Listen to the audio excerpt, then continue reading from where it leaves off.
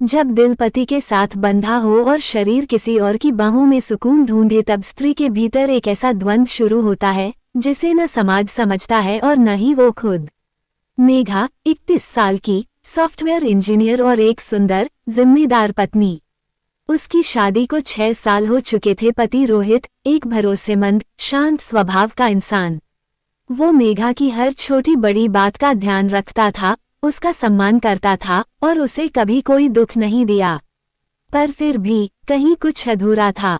शादी ने सुरक्षा दी थी, पर वो बेचैनी नहीं जो कभी दिल को धड़काती थी। पुराने चैट की दस्तक। एक रात मेघा फेसबुक पर स्क्रॉल कर रही थी जब अनुराग का मैसेज चमका। कॉलेज का पहला प्यार, पहली कविता, पहला चूम लेना और पहली बेवफाई। अनुराग ने एक लाइन लिखी थी, क्या अब भी वो पायल पहनती हो? मेघा के होठों पर एक पुरानी मुस्कान लौट आई। दोबारा जुड़े धागे। कुछ दिनों की बातों ने दूरी मिटा दी। अनुराग ने कहा, मैं अब भी तुझे पढ़ सकता हूँ मेघा, तू अब भी वही है, बस थोड़ा थक गई है। मेघा मुस्कुरा देती, लेकिन भीतर कहीं मान भी जाती। वो चाहती थी कि कोई उसके जज्बात को बिना बोले समझे।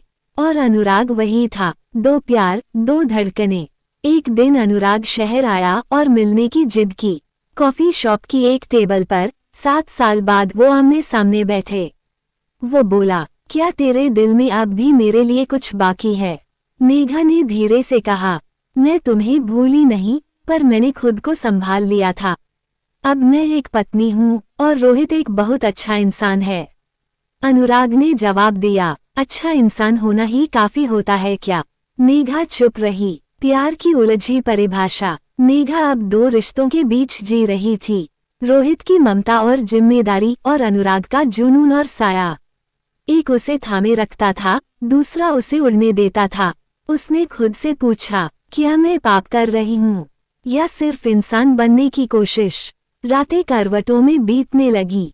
रोहित अब भी कुछ नहीं जानता था, लेकिन वो मेघा की आंखों में थकान देखता था।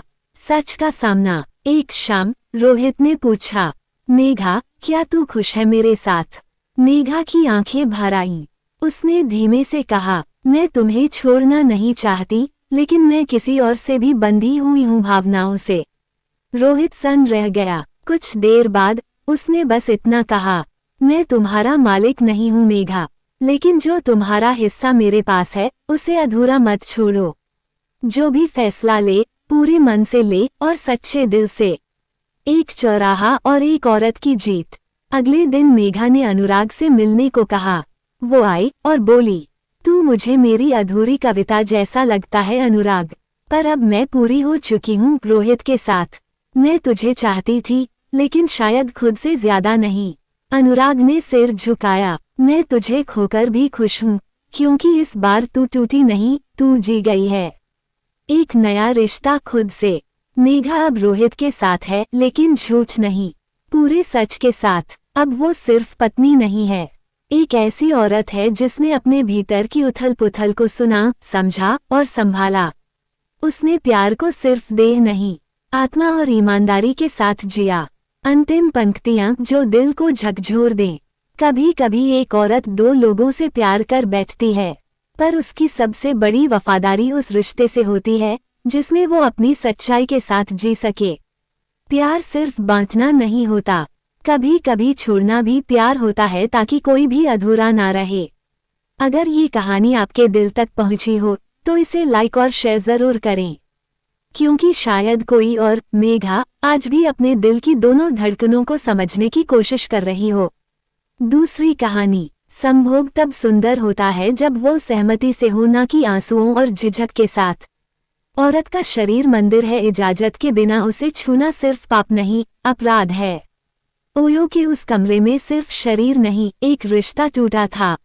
रिया और अंकित कॉलेज में मिले थे। रिया संस्कारी, समझदार और बेहद संवेदनशील लड़की थी, जबकि अंकित स्मार्ट, आत्मविश्वासी और बातों से मन जीत लेने वाला लड़का। लोगों ने उन्हें परफेक्ट कपल कहा। रिया ने पहली बार किसी लड़के पर इतना भरोसा किया था। वो अक्सर कहा करती, अंकित जैसा लड़का हर किसी को नहीं मिलता, वो मुझसे सच्चा प्यार करता है। अंकित ने भी वादा किया था, रिया मैं तुझसे शादी करूंगा, तू मेरी जिंदगी है। ओयो की वो बुकिंग। एक दिन अंकित ने कहा, रिया चल आज बस हम दोनों साथ कुछ वक्त बिताते हैं, कोई डिस्टर्ब नहीं करेगा। एक ओयो बुक किया है। रिया थोड़ी हिचकी, बोली, क्या ये जरूरी है? तुम जानते हो ना मैं।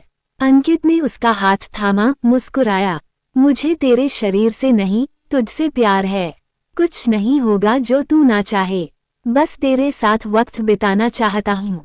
रिया पिघल गई। वो गुलाबी दीवारें और पीली रोशनी। कमरा छोटा सा था, एक गुलाबी दीवार पर लाइट्स थी, पर्दे आधे खुले और बेड पर रखे 2 ग्लास। अंकित ने कहा, जूस है, थोड़ा रिलैक्स हो जाएगी। रिया मुस्कुराई। उसने कभी सोचा भी नहीं था कि किसी दिन वो एक बंद कमरे में इस तरह अकेली होगी एक लड़के के साथ। शुरू में सब ठीक था, बातें, हंसी, कंधे पर सिर रखकर बैठना। फिर अंकित ने धीरे से उसे गले लगाया और रिया की धड़कनें तेज होने लगी। ना का मतलब समझो, रिया ने धीरे से कहा। अंकित, मैं अभी इसके लिए तैयार नहीं हूँ, प्लीज। लेकिन अंकित ने उसका चेहरा थामा और बोला, क्या तू मुझसे प्यार नहीं करती? वो चुप रही। तू मुझ पर भरोसा नहीं करती? उसकी आंखें भर आईं। प्यार करती हूँ अंकित, लेकिन मेरी हाँ के बिना कुछ मत करना। अंकित मुस्कुराया, लेकिन वो मुस्कान अब वैसी नहीं थी जैसी पहले थी, जब प्रेम की जगह स्वार्थ ने ले ली। अंकित का स्पर्श अब आग्रह नहीं, दबाव लगने लगा।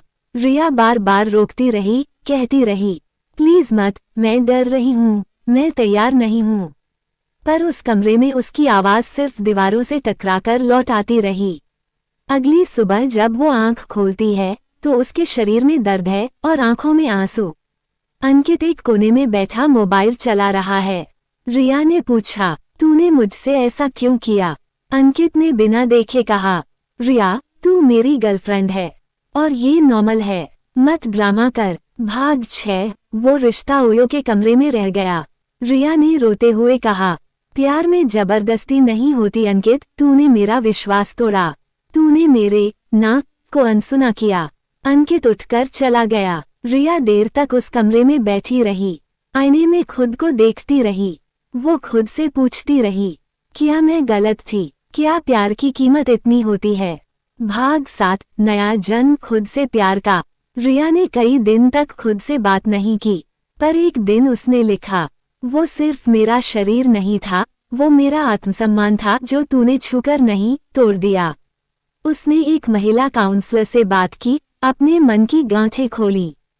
फिर उसने सोशल मीडिया पर एक पोस्ट डाली बिना नाम लिए। अगर कोई लड़का आपसे सच्चा प्यार करता है तो वो आपके ना को भी उतनी ही इज्जत देगा जितनी हाँ को। संभोग प्रेम का परिणाम है, शर्त नहीं। अंतिम पंक्तियां, जिंदगी बदलने वाली सीख। ओयो का कमरा केवल देह का स्थान नहीं होता, वो प्रेम, भरोसे और मर्यादा की परीक्षा भी होता है। अगर वहाँ कोई ना अनसुना होता है तो सिर्फ संबंध नहीं टूटते, आत्मा टूटती है। संभोग तब सुंदर होता है जब वो सहमति से हो, ना कि आंसुओं और झिझक के साथ। औरत का शरीर मंदिर है, इजाजत के बिना उसे छूना सिर्फ पाप नहीं, अपराध है। अगर ये कहानी आपके दिल तक पहुंची हो तो हर उस लड़की को समझिए जो प्यार के नाम पर जबरदस्ती सहती है, क्योंकि प्रेम में जोर नहीं, जमीन होती है और वो जमीन सम्मान से बनती है। आपके एक लाइक और सपोर्ट से प्रेरणा मिलती है। सब्सक्राइब करना न भूलें।